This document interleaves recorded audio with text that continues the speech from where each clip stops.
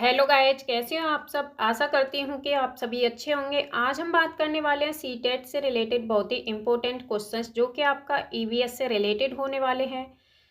तो गाइज, अगर आप भी किसी टीचिंग एग्जाम की तैयारी कर रहे हैं जैसे सीटेट, केबीएस या फिर अदर टीचिंग एग्जाम, तो ये वीडियो और इसके सभी प्रश्न आपके लिए बहुत ही इंपॉर्टेंट होने वाले हैं। इसलिए आप वीडियो को बिना स्किप किए हुए एक बार लास्ट तक जरूर देखिए। तो चलिए गाइज, हम स्टार्ट करते हैं। आज का पहला टॉपिक है हमारा शेर। शेर को जंगल का राजा कहा जाता है और इसका रंग भूरा होता है। इसकी आयु लगभग 14 साल होती है। इसका अंकन अशोक स्तंभ और भारत के राष्ट्रीय चिन्ह वाराणसी जो कि सारनाथ से लिया गया है, इसमें शेर का अंकन मिलता है। और 18 पाउंड ये मांस खाता है। 36 फीट ऊंची छलांग लगाता है। बिल्ली प्रजाति का एकमात्र जीव है। रेशमी गुच्छे वाली इसकी पूंछ होती है। यह 5 से 7 माह में दिखाई देती है, यानी शेर की जो पूंछ है वो 5 से 7 माह में दिखाई देती है। जन्म के समय बच्चे को शावक बोलते हैं। शेर के बच्चे को जन्म के समय हम क्या बोलते हैं? शावक बोलते हैं। और इसके बच्चे का वजन जो होता है वो 2.5 से 3 केजी होता है। शेरनी और उसके बच्चे समूह में रहते हैं। सबसे बुजुर्ग शेरनी समूह की नेता होती है। नर बच्चे 2 से 3 सालों में समूह को छोड़ देते हैं और 8 शावक में एक ही जिंदा रहकर बच पाता है, यानी जो शेर के बच्चे होते हैं उनमें से लगभग 8 शावकों में से एक ही जिंदा रहकर बच पाता है। शावक एक सप्ताह में शावक जो होते हैं इनकी एक सप्ताह में आंखें खुलती हैं और 3 माह में ये चलना प्रारंभ करते हैं। मनुष्य की तुलना में ये 6 गुना देख सकते हैं। यह अपने इलाके का निर्धारण अपने मूत्र के माध्यम से करते हैं। भारत में गिर राष्ट्रीय उद्यान आपका गुजरात में है। एशिया में शेरों का स्वर्ग कहा जाता है। और एक बार पेट भर के मांस खाने के बाद ये 18 घंटे तक सोते हैं। शेर की मूंछों की विशेषताओं के बारे में बात करें तो मूंछ का बाल इनका बहुत पतला होता है, जिससे ये दिशाओं का ज्ञान आसानी से कर सकते हैं। हवा से पत्तियों के हिलने और जीभ के द्वारा भागने से हिलने के जो आवाज़ होती है उसको आसानी से अंतर कर पाते हैं। इनकी देखने की क्षमता मनुष्य की तुलना में 6 गुनी होती है। किस किस की जो क्षमता है वो मनुष्य की तुलना में 6 गुनी होती है? तो शेर, बाघ और चीता की। और गिद्ध, बाज और चील की होती है मनुष्य की तुलना में 4 गुनी।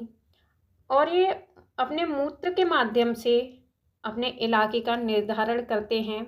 जैसे कि शेर जिस क्षेत्र का या फिर इलाके में होता है वह दूसरे शेर को मूत्र की गंध से पहचान लेता है और अपने इलाके से उसे भगा देता है। इसकी दहाड़ यानी शेर की जो दहाड़ है वो लगभग 3 किलोमीटर तक सुनाई देती है। शेर का अंकन कहाँ पे किया गया है तो ये हम आपको बता चुके हैं।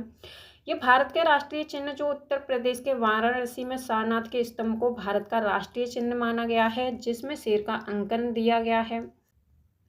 अब हम आपसे बात करते हैं कि शेर से रिलेटेड जो क्वेश्चन है वो कौन कौन से बन सकते हैं। तो आपसे पूछा जा सकता है कि वह कौन सा जीव है जो शिकार को दफन करके भूख लगने पर उसे वापस से खा जाता है? तो वो है शेर। यानी ये 18 से 20 घंटे तो सोता है और मादा इसकी शिकार करती है और नर पहले उसको खाता है। और इसके अलावा एक क्वेश्चन और बनता है आपका कि एक शेर अपना मुंह कितना बड़ा खोल सकता है? तो शेर ज़्यादा से ज़्यादा लगभग 1 फीट तक अपना मुंह खोल सकता है। अगला क्वेश्चन जो बन सकता है वो ये है कि किस जानवर के बच्चे को शावक के नाम से जाना जाता है? तो शेर के बच्चे को हम शावक के नाम से जानते हैं और बाघ के बच्चे को भी हम शावक के नाम से जानते हैं। भेड़ के बच्चे को हम मेमना कहते हैं। खरगोश के बच्चे को बन्नी कहते हैं, जैसे ही कुत्ता के बच्चे को पिल्ला या पिल्ली कहते हैं। अब हम बात करते हैं नेक्स्ट टॉपिक बाघ के बारे में। तो बाघ ये प्रत्येक वर्ष 29 जुलाई को बाघ दिवस मनाया जाता है। यह भारत के साथ बांग्लादेश, मलेशिया, कोरिया का राष्ट्रीय पशु है। इसकी औसत आयु लगभग 26 वर्ष होती है। इसकी मादा का गर्भधारण काल 3.5 महीने का होता है। यह एक साथ 3 से 4 बच्चों को जन्म देती है। बाघ की अधिकतम आवाज़ 18 हर्ट्ज जो होती है। यह 65 किलोमीटर की रफ्तार से दौड़ सकता है। बाघ 30 फीट लंबी छलांग लगा सकता है। बाघ 12 फीट ऊंची छलांग लगा सकता है। इसके बच्चे का वजन 500 ग्राम से 1500 ग्राम यानी आपका 2 किलोग्राम तक लगभग माना जाता है। 1.5 से 2 किलोग्राम और आधा किलो हम कह सकते हैं। कभी कभी इसके बच्चे का वजन आधा किलो से 1.5 किलो तक हो सकता है। बाघ भारत का राष्ट्रीय पशु है। बाघ शक्ति एवं जुझारूपन का प्रतीक माना जाता है। इनके शरीर पर काली व पीली धारियां पाई जाती हैं और बाघ के शरीर पर जो धारियां पाई जाती हैं वो मनुष्य के फिंगरप्रिंट की तरह से यूनिक होती हैं। पूरी दुनिया में सर्वाधिक बाघ अफ्रीका महाद्वीप में पाए जाते हैं। भारत में सर्वाधिक बाघ मध्य प्रदेश राज्य में पाए जाते हैं। इसलिए मध्य प्रदेश को टाइगर स्टेट के नाम से भी जाना जाता है। नेक्स्ट पॉइंट है, भारत में बाघों की दूसरी सबसे बड़ी जनसंख्या कर्नाटक राज्य में पाई जाती है। भारत में बाघों को संरक्षित करने के लिए 1973 में प्रोजेक्ट टाइगर प्रारंभ किया गया था। पूरी दुनिया में बाघों का शिकार व उनके अंगों का व्यापार पूरी तरह से प्रतिबंधित है।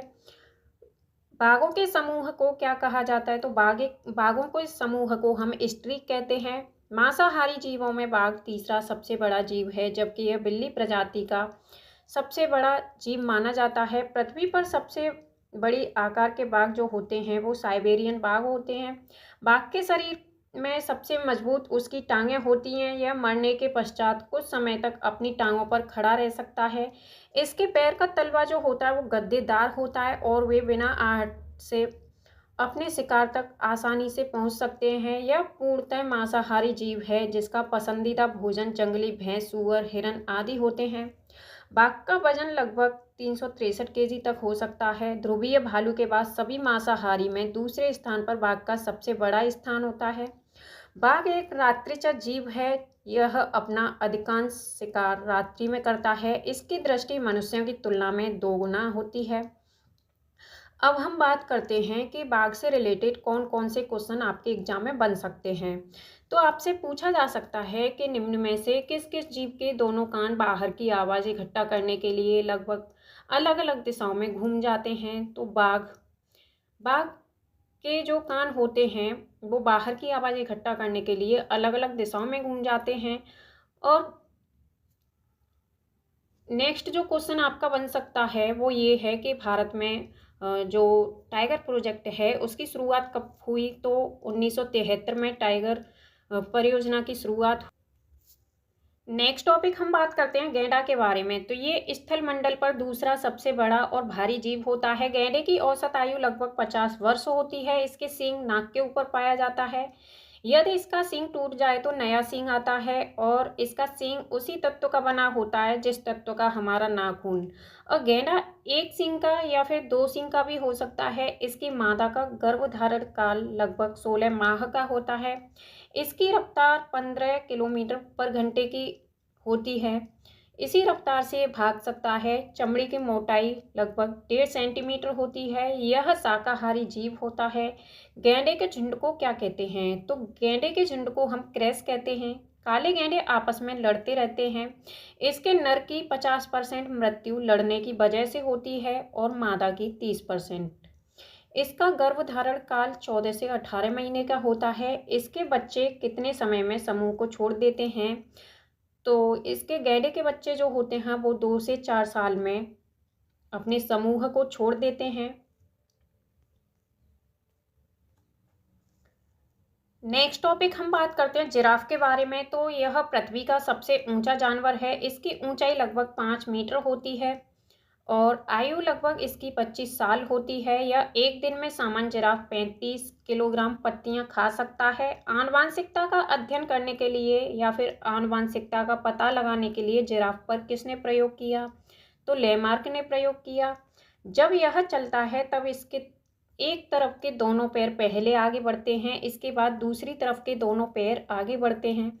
इसकी मादा खड़े होकर बच्चे को जन्म देती है और जन्म के 1 घंटे के पश्चात ही इसके बच्चे चलने लगते हैं। नेक्स्ट टॉपिक हम बात करते हैं पेंगुइन के बारे में। तो यह जीव पक्षियों से थोड़ा अलग होता है। यह न उड़ने वाला पंछी होता है, यह पानी में तैर सकता है और यह बर्फीले इलाके में पाया जाता है। यह अंडे देता है। नर पेंगुइन अंडे की देखभाल करता है। यह सामान्यतः समूह में पाया जाता है। पेंगुइन एक मांसाहारी पंछी है जो अधिकांश समुद्री मछली को खाता है। यानी आपसे पूछा जा सकता है कि पेंगुइन कैसा पक्षी है, तो ये मांसाहारी पक्षी है क्योंकि ये मछलियों को खाया जाता है और ये 30 मछली एक दिन में खा जाता है और यह कंकड़ पत्थर को भी खा सकता है। क्लाइमेट यानी जलवायु के स्थान को छोड़ के ये कहाँ पे पाया जाता है, तो ये दक्षिण Africa, New Zealand, Antarctica, Argentina, Chile और ऑस्ट्रेलिया में पाए जाते हैं। 25 अप्रैल को विश्व पेंगुइन दिवस मनाया जाता है। अब हम बात करते हैं नेक्स्ट टॉपिक की। नेक्स्ट है व्हेल। तो यह पानी में रहती है और स्तनधारी जीव है क्योंकि यह बच्चों को जन्म देती है। ब्लू व्हेल पृथ्वी पर पाए जाने वाला सबसे बड़ा जीव होता है। यह फेफड़ों द्वारा सांस लेती है। इसकी आयु लगभग 90 वर्ष होती है। आपसे इसकी आयु से रिलेटेड एक क्वेश्चन बन सकता है, पूछा जा सकता है कि यह पानी में रहती है परंतु स्तनधारी है, इसकी औसत आयु लगभग 90 वर्ष है, तो वो कौन सा जीव है? ऑप्शन दिए हुए होंगे जैसे कि शार्क, व्हेल, मगरमच्छ, डॉल्फिन। तो आपका सही आंसर होगा व्हेल। व्हेल की आयु आपकी लगभग 90 वर्ष मानी जाती है और ये सर्वाधिक प्रशांत महासागर में देखने के लिए मिलती हैं। डॉल्फिन की बात करें तो डॉल्फिन आपका जल में रहने वाली स्तनधारी है और ये भारत की राष्ट्रीय जलीय जीव मानी जाती है। ये प्रयाग से हल्दिया के मध्य में पाई जाती है और इसे हम अंधी डॉल्फिन या फिर सूसू के नाम से भी जानते हैं। नेक्स्ट टॉपिक है डॉल्फिन। तो इसके बारे में हम आपको बता चुके हैं लेकिन फिर भी बता देते हैं। यह पानी में रहती है और बच्चों को जन्म देती है, इसलिए स्तनधारी श्रेणी में इसे रखा जाता है। इसकी आयु लगभग 50 साल है। अंधी डॉल्फिन को भारत का राष्ट्रीय जलीय जीव माना जाता है। समुद्र में पाई जाने वाली डॉल्फिन को भारत का राष्ट्रीय जलीय जीव नहीं माना जाता, बल्कि प्रयागराज से हल्दिया के बीच में जो अंधी डॉल्फिन पाई जाती है जिसे सूसू के नाम से जाना जाता है, इसी को भारत का राष्ट्रीय जलीय जीव कहा जाता है। नेक्स्ट टॉपिक की हम बात करते हैं। नेक्स्ट हम बात करते हैं मोर के बारे में। तो यह हमारा राष्ट्रीय पंछी है। इसे भारतीय राष्ट्रीय पक्षी के रूप में जाना जाता है। इसके पंख नीले व हरे रंग के होते हैं, या हम कह सकते हैं नीले और लाल भी होते हैं, नीले और पीले भी होते हैं। इसके सिर पर मुकुट पाया जाता है। इसकी औसत आयु लगभग 20 वर्ष मानी जाती है। यह प्रत्येक वर्ष अपने पंख छोड़ता है, नए पंख इसके आते रहते हैं। यह एक सर्वाहारी जीव होता है और शाकाहारी मांसाहारी ये दोनों प्रकृति का जीव है, इसीलिए हम इसे सर्वाहारी श्रेणी में रखते हैं। रेगिस्तानी ओक।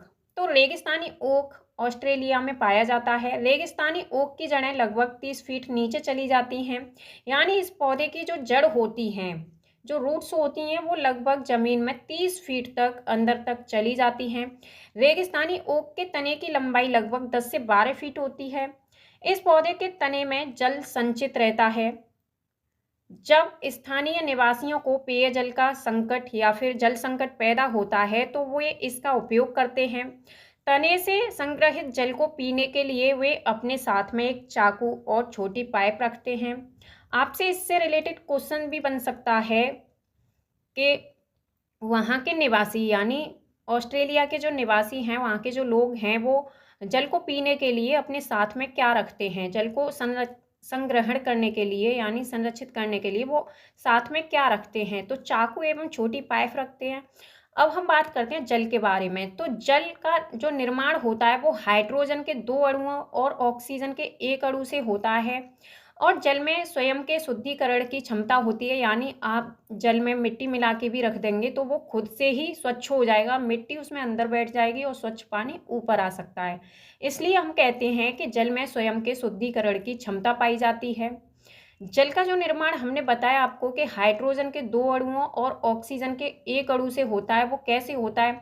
आपने कभी इसका देखा होगा सूत्र जल का H2O, यानी H मतलब हाइड्रोजन, 2 मतलब 2 अणु और O मतलब ऑक्सीजन का 1 अणु। अब हम नेक्स्ट टॉपिक की बात करते हैं।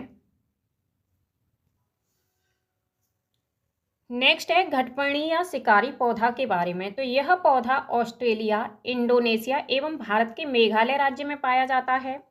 यह पौधा मूलतः उन क्षेत्रों में पाया जाता है जहां मिट्टी में नाइट्रोजन का अभाव होता है, अभाव यानी नाइट्रोजन की कमी होती है। यह पौधा मेंढकों, चूहों और कीड़े मकोड़े एवं अन्य छोटे जीवों का शिकार करता है। यह पौधा लंबे घड़े की आकृति का होता है और उसके ऊपर पत्ती का एक ढक्कन लगा होता है। इस पौधे से एक विशेष प्रकार की गंध निकलती है जिससे आकर्षित होकर ये जीव इसके पास आते हैं और इसका शिकार बन जाते हैं। यह पौधा प्रकाश संश्लेषण के द्वारा अपना भोजन भी बनाता है और वह भोजन फ्लोएम के माध्यम से पौधों के विभिन्न भागों तक पहुंचता है। घटपर्णी पौधे के हम अन्य उदाहरण आपको बताते हैं। घटपर्णी पौधे के अन्य नाम हैं डोसेरा, नीपेंथिस, यूट्रिकुलेरिया। ये सभी घटपर्णी पौधे के अन्य नाम हैं। घटपर्णी पौधा में पत्तियां पाई जाती हैं और ये प्रकाश संश्लेषण का कार्य करती हैं, अतः इन्हें उत्पादक वर्ग में वर्गीकृत किया गया है। अब हम बात करते हैं कि आपका इसमें से क्वेश्चन किस टाइप का बन सकता है। तो क्वेश्चन बन सकता है आपका कि निपेंथिस एक ऐसा पौधा है जो मेंढकों, कीड़े मकोड़ों और चूहे जैसे छोटे जीवों को अपने अंदर फंसाकर खा जाता है। हमारे देश में ये पौधा कहाँ पर पाया जाता है? ऑप्शन में हो सकते हैं अन्य किसी राज्य का नाम, जैसे कि अरुणाचल प्रदेश, मेघालय, असम, उड़ीसा। तो इसका सही आंसर होगा आपका मेघालय, क्योंकि ये कहाँ पर पाया जाता है? जैसे कि हम आपको बता चुके हैं, ये ऑस्ट्रेलिया, इंडोनेशिया और भारत के मेघालय में पाया जाता है। इसी तरह से इससे रिलेटेड आपका अलग से भी क्वेश्चन बन सकता है। इससे रिलेटेड आपका दूसरा क्वेश्चन बन सकता है कि ऐसा कौन सा पौधा है जो चूहे और कीड़े मकोड़ों और छोटे छोटे जीवों का शिकार आसानी से कर लेता है। आपके ऑप्शन उसमें अलग से दिए होंगे, चूहे, कीड़े मकोड़े, इन सब के अलावा और कोई ऑप्शन दिया हुआ हो सकता है। अब हम बात करते हैं नेक्स्ट पौधे के बारे में। नेक्स्ट है आपका खेजड़ी पौधा के बारे में। तो यह वृक्ष भारत में राजस्थान राज्य के थार के मरुस्थल में पाया जाता है। इस पौधे की भी जड़ें गहरी होती हैं क्योंकि यहाँ भी पानी का अभाव होता है। खेजड़ी की लकड़ी में कभी दीमक या कीड़े नहीं लगते। खेजड़ी की फली का इस्तेमाल सब्जी बनाने में भी किया जाता है। इसके तने की छाल का इस्तेमाल दवा बनाने के लिए किया जाता है।